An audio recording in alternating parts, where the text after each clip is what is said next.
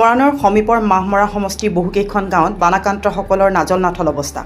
মাহমৰা ৰাজহ চক্ৰৰ অন্তৰ্গত খোকামৰা গাঁৱৰ বানাক্ৰান্তসকলে ঘৰ দুৱাৰ এৰি পথৰ ওপৰতে আশ্ৰয় ল'বলগীয়া হৈছে। ত্ৰিপালেৰে সামান্য চালি সাজি দিন ৰাতি কটাইছে বানাক্ৰান্ত ৰাইজে।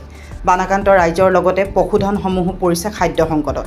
এনে সময়ত বানাক্ৰান্তসকলৰ বাবে এমুঠি আহাৰ যোগান ধৰিছে নৱজ্যোতি সংঘই। উল্লেখ্য যে দিৰৈ আৰু দিচাং নদীৰ বাঢ়নী পানীয়ে খোকামৰা, শিঙিৰজান, হাঁহচৰা, বৰলাইন, ৰাঙলী, আদৰ্শ, বালিখুটি, তৰাণী পথাৰ, দেওবৰীয়া, চকলীয়া, দীঘলীয়া, বটুৱা, খোকামৰা, কচুমাৰী, বগৰীচাপৰি ইত্যাদি অঞ্চলৰ ঘৰ দুৱাৰ বিস্তৰ কৃষিভূমি বুৰাই পেলালে। দেওবাৰৰ পৰা হোৱা বানৰ পিছতে এতিয়া বহু লোকে ঘৰ দুৱাৰ এৰি আশ্ৰয় শিবিৰ অথবা ওখ স্থানত কটাবলগীয়া হৈছে। আমাৰ খোকামৰা গাঁৱত আজিৰ তাৰিখত সম্পূৰ্ণ বিধ্বস্ত। ইয়াত খোকামৰা গাঁৱৰ দাঁতি কাষৰীয়া বা আলি কাষৰীয়া যিমানখিনি মানুহ আছে, প্ৰতি ঘৰৰ দুই এঘৰ বাদ দি প্ৰতি ঘৰৰ ভেটি দুই এঘৰ ভেটিটোৰ বাহিৰে আমাৰ গাঁওখনৰ সম্পূৰ্ণৰূপে বিধ্বস্ত। আজিৰ তাৰিখত কচুমাৰী নৱজ্যোতি সংঘই আজি এই বান আক্ৰান্তসকলক এই এমুঠি অন্ন, দুপৰীয়া আহাৰ দিবলৈ আহি যিখিনি আপোনালোকে দেখিলেই কি কয়, আমি বহুত ধন্যবাদ জনাইছোঁ। কিন্তু দুখৰ আৰু লজ্জিত বিষয়, আমাৰ এই অঞ্চলটোত চৰকাৰে যথেষ্ট যোগান দিলে, আমাক ৰাইজক 2 4 দিন খাবকে যথেষ্ট যোগান দিলে। কিন্তু কেইজনমান ভণ্ড মুখা পিন্ধাই আমাৰ অঞ্চলটোত যিখিনি কৰিলে, ৰাইজৰ মুখাৰ পৰা কি কেনেকৈ চক্ৰান্ত কৰি নিছে নাজানো। নি পানী বেলেগত দিম বুলি কৈছে, য'ত দিম বুলি কয় তেওঁলোকে লৈ গৈছে।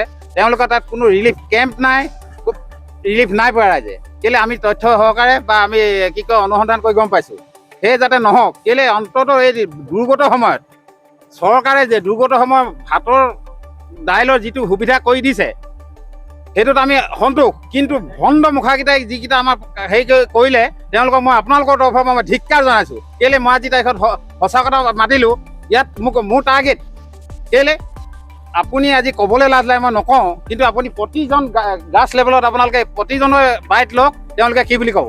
কিন্তু সেইটো হ'ব নালাগে। সেইটো কি কাৰণত হৈ গ'ল নাজানো, কেইজনমানৰ কাৰণে। কিন্তু সেইটো হ'ব নালাগে, যাতে আগন্তুক দিনত এই বিধ্বস্তসকলৰ ভাতৰ যাতে ভোকত থাকিব নালাগে, মই সেইটোৱে আশা কৰিলোঁ।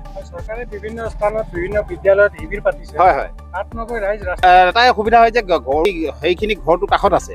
কেলৈ কেম্পত থাকিব যায়, কেম্পত ভাত দিছে বা কিবা দিছে বা ৰিলিফ দিছে বুলি ইয়াত ঘৰখনৰ আধা গৰু ছাগলীৰ লগত থাকে, আধাকেইজন যায়।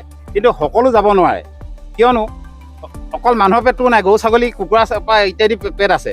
চবকে চাব লাগিব। আমাৰ পশুধনক গৃহতে চাব লাগিব।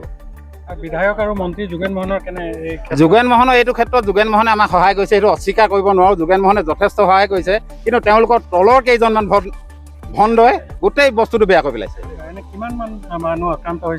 আমাৰ অঞ্চলত কিমান মান বুলি মই সঠিক তথ্য মানে আমাৰ গাঁওখনৰ 100% আক্ৰান্ত। এইবাৰ বানপানী একদম ৰাইজক জুৰুলা কৰিছে। আমি নৱজ্যোতি সংঘ কচুমাৰী উদ্যোগত আমি আৰ্তজনক যিমানখিনি পাৰোঁ সহায় কৰি আছোঁ। আমি আজি অন্ন সেৱাৰ দ্বিতীয় দিনৰ আমি কাৰ্যসূচী গ্ৰহণ কৰিছোঁ। ইয়াৰ আগতে আমি সুন্দৰপুৰত নামঘৰত শিবিৰত থকা আমি ৰাইজক অন্ন সেৱা যোগান ধৰিছিলোঁ, কচুমাৰী হাইস্কুলত যোগান ধৰিছিলোঁ। আজি আমি খোকামৰা প্ৰাথমিক বিদ্যালয় আৰু খোকামৰা এই ৰাস্তাৰ কাষত আপোনালোকে দেখিছে যিসকল বন্যাত আছে, তেওঁলোকক আমি অন্ন সেৱাৰ সুবিধা কৰি দিবলৈ বিচাৰিছোঁ। আৰু এই ক্ষেত্ৰত আমি যিসকলে পাৰে, যেনেদৰে পাৰে সকলোকে সহায় সহযোগিতা আগবঢ়াবলৈ অনুৰোধ জনাইছোঁ। আৰু আমি আশাবাদী এই বিপদৰ সময়ত সকলো যাতে এওঁলোকৰ সাৰথি হয়, সহযোগী হয়। আৰু ভৱিষ্যতৰ দিনত এনেধৰণৰ বিপৰ্যয়ৰ সময়ত আমি নৱজ্যোতি সংঘ কচুমাৰীয়ে এনেধৰণৰ কাৰ্যসূচী গ্ৰহণ কৰিম বুলি আমি আজি ৰাইজক আমি প্ৰতিশ্ৰুতি প্ৰদান কৰিছোঁ। চৰকাৰ কেনেধৰণৰ সাহায্য আগবঢ়াইছে প্ৰতি ইয়াত আমি দেখিবলৈ পাইছোঁ, যিসমূহ ৰিলিফ আহিছে, ৰিলিফবিলাক বিলোৱাৰ সময়ত বহুত খেলি মেলি হৈছে। গতিকে সেইবিলাকৰ ওপৰত প্ৰশাসনে নজৰ দিবৰ কাৰণে আমি আহ্বান জনাইছোঁ।